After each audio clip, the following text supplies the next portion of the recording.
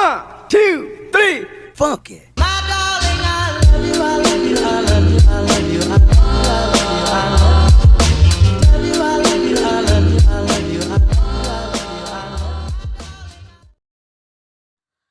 Halo, selamat pagi. Assalamualaikum warahmatullahi wabarakatuh. Apa kabar anak-anak? Semoga kalian selalu dalam lindungan Allah Subhanahu wa Ta'ala. Selamat datang kembali di kelas Bahasa Indonesia kelas 7 bersama Ibu Ika Piriska Sari Lutfiah. Sebelum memulai pembelajaran hari ini, mari kita berdoa menurut agama dan kepercayaan masing-masing. Lalu, silakan kalian siapkan alat tulis berupa buku catatan dan sebuah pulpen. Jangan lupa catat bagian terpenting dari materi ini. Kali ini kita akan membahas materi mengenai menyimpulkan isi puisi rakyat. Sebelum itu, jangan lupa subscribe, like, tulis nama lengkap, kelas, dan keterangan hadir di kolom komentar untuk menandai bahwa kalian hadir dalam mata pelajaran Bahasa Indonesia kali ini. Mari langsung saja kita simak videonya. Pada pertemuan kita kali ini, kita akan menyimpulkan isi puisi rakyat berupa pantun, gurindam, dan syair. Dalam menyimpulkan isi pantun, ada beberapa hal yang perlu diperhatikan.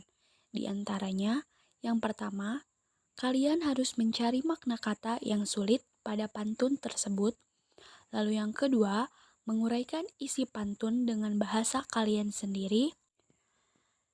Yang ketiga, kalian perlu menuliskan kembali nasihat serta ajakan yang terdapat pada sebuah pantun tersebut. Dan yang terakhir, kalian coba bandingkan isi nilai-nilai atau tindakan-tindakan yang baik yang terdapat pada sebuah pantun karya nenek moyang dan pantun masa kini. Silakan perhatikan contoh pantun berikut. Kita akan belajar menyimpulkan isi pantun. Pantun yang pertama berbunyi, air surut memungut bayam, sayur diisi ke dalam kantung. Jangan diikuti tabiat ayam, bertelur sebiji, riuh sekampung. Hal pertama tadi yang harus diperhatikan yaitu mencari makna kata sulit pada pantun. Lalu, mana kata sulit yang terdapat pada pantun 1? Menurut Ibu, kata sulit pada pantun 1 yaitu kata tabiat. Berarti, kalian harus mencari arti dari kata tabiat. Selanjutnya, mana kata sulit yang terdapat pada pantun 2? Menurut Ibu, kata sulit yang terdapat pada pantun 2 yaitu kata bergalas dan kata buli-buli. Artinya, kalian harus mencari tahu pula apa yang dimaksud dengan kata bergalas dan buli-buli. Kalian bisa mencari informasi tersebut dari media internet atau dari Kamus Besar Bahasa Indonesia, atau bahkan dari media lainnya. Berdasarkan Kamus Besar Bahasa Indonesia, tabiat memiliki arti perangai, watak, atau budi pekerti, sedangkan bergalas memiliki arti pikulan, dan buli-buli artinya adalah guci yang terbuat dari tanah liat. Setelah kalian mencari makna kata sulit pada pantun tersebut, kemudian kalian uraikan isi pantun dengan menggunakan bahasa sendiri. Artinya, di sini kalian harus menentukan isi pantun dari pantun 1 dan pantun 2. Mari baca pantun 1. Air surut memungut bayam, sayur diisi ke dalam kantung. Jangan diikuti tabiat ayam, bertelur sebiji, riuh sekampung. Pantun ini merupakan pantun nasihat karena memuat petuah atau ajaran tentang berakhlak baik dengan tidak ramai-ramai menggembor-gemborkan sesuatu. Isi pantun bisa kalian dapatkan dari baris ketiga dan baris keempat. Dalam pantun pertama, yaitu jangan diikuti tabiat ayam bertelur sebiji, riuh sekampung. Artinya, tidak membesar-besarkan apa yang kita miliki hanya agar semua orang tahu. Begitulah isi dari pantun pertama. Selanjutnya, coba kita tentukan isi dari pantun kedua. Baik bergalas, baik tidak, buli-buli bertali benang. Baik berbalas, baik tidak, asal budi sama dikenang. Sama halnya dengan pantun satu, isi pantun kedua pun didapat dari baris ketiga dan baris keempat, yaitu baik berbalas, baik tidak, asal budi sama dikenang. Artinya bahwa kebaikan budi seseorang akan selamanya dikenang walaupun tidak selalu berbalas. Nah, itulah isi atau makna dari sebuah pantun 2. Setelah kalian menguraikan isi pantun dengan bahasa kalian sendiri, kemudian kalian tulis kembali nasihat dan ajakan yang terdapat pada pantun. Untuk nasihat dan ajakan biasanya hampir sama dengan isi pantun. Hanya saja kalian perlu menambahkan penggunaan kata hubung atau konjungsi untuk menyempurnakan sebuah nasihat dan ajakan tersebut. Selanjutnya, kita akan mencoba membandingkan isi nilai-nilai atau tindakan baik yang terdapat pada pantun karya nenek moyang dan masa kini.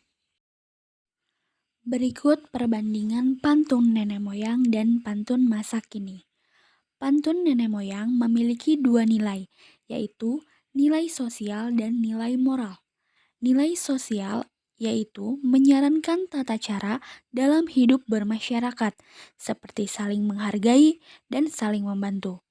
Lalu, nilai moral yaitu menyarankan sikap dan tingkah laku seseorang agar sesuai dengan norma-norma kemasyarakatan, seperti sopan santun dan tata krama. Lalu, pantun masa kini sama halnya dengan pantun nenek moyang. Pantun masa kini juga memiliki dua nilai, yakni nilai pendidikan dan nilai agama. Nilai pendidikan berisi menyarankan untuk belajar dengan sungguh-sungguh agar cita-cita dapat tercapai, sedangkan nilai agama berisi menyarankan agar selalu berdoa dalam setiap usaha yang dilakukan. Seperti itulah menyimpulkan isi pantun. Selanjutnya, menyimpulkan isi gurindam. Sama halnya dengan pantun, ada beberapa hal yang perlu diperhatikan dalam menyimpulkan isi gurindam. Di antaranya, yang pertama, carilah makna kata sulit pada gurindam tersebut. Kemudian, uraikan isi gurindam dengan bahasamu sendiri. Perhatikan kedua contoh gurindam berikut. Gurindam pertama berbunyi, jika hendak mengenal orang yang berakal, di dalam dunia mengambil bekal. Gurindam yang kedua berbunyi, jika hendak mengenal orang yang berilmu, bertanya dan belajar tiadalah jemu. Sama halnya dengan pantun, hal yang pertama kali dilakukan yaitu mencari makna kata sulit pada gurindam. Pada gurindam pertama, menurut ibu, kata sulitnya terdapat pada kata bekal. Sedangkan pada gurindam kedua, kata sulitnya adalah jemu.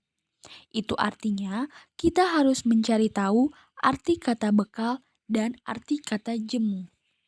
Berdasarkan Kamus Besar Bahasa Indonesia, bekal adalah sesuatu yang disediakan untuk digunakan dalam perjalanan. Sedangkan jemu memiliki arti bosan atau sudah tidak suka lagi. Setelah mencari makna kata sulit, silakan kalian pahami gurindam tersebut, lalu uraikan isi gurindam dengan bahasa sendiri. Gurindam pertama berbunyi, jika hendak mengenal orang yang berakal, di dalam dunia mengambil bekal. Makna isi pada gurindam tersebut adalah selalu bertindak dengan akal yang sehat sebagai pembelajaran hidup di dunia. Selanjutnya, bunyi gurindam 2 yaitu, jika hendak mengenal orang yang berilmu, bertanya dan belajar tiadalah jemu. Makna isi pada gurindam tersebut adalah bila ingin pintar, jangan malu bertanya dan belajar pada orang yang lebih pintar. Atau bisa dimaknai dengan jangan bosan untuk belajar hal yang baru pada siapapun. Yang terakhir, menyimpulkan isi syair. Tahapannya hampir sama dengan pantun dan gurindam, yaitu mencari makna kata sulit pada syair tersebut, kemudian menguraikan isi syair dengan bahasa sendiri.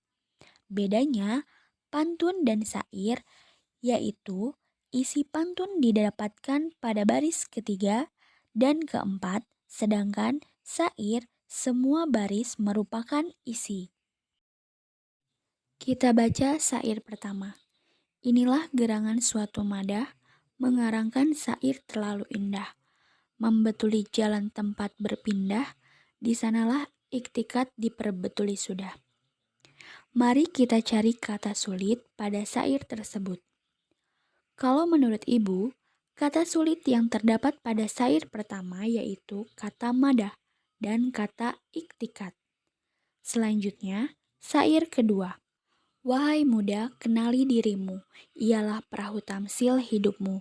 Tiadalah berapa lama hidupmu, ke akhirat jua kekal hidupmu. Sedangkan pada syair kedua, menurut Ibu, kata sulitnya terdapat pada kata tamsil. Itu artinya kita harus mencari tahu apa pengertian dari kata itikat dan kata tamsil. Sama halnya dengan puisi rakyat lainnya, kalian bisa mencari arti kata tersebut dari media internet, Kamus Besar Bahasa Indonesia, atau media lainnya. Berdasarkan Kamus Besar Bahasa Indonesia, madah artinya kata-kata pujian, sedangkan itikat artinya kepercayaan atau keyakinan yang teguh. Kemudian, dari syair kedua, makna atau arti dari tamsil adalah ibarat atau ajaran yang terkandung dalam sebuah cerita.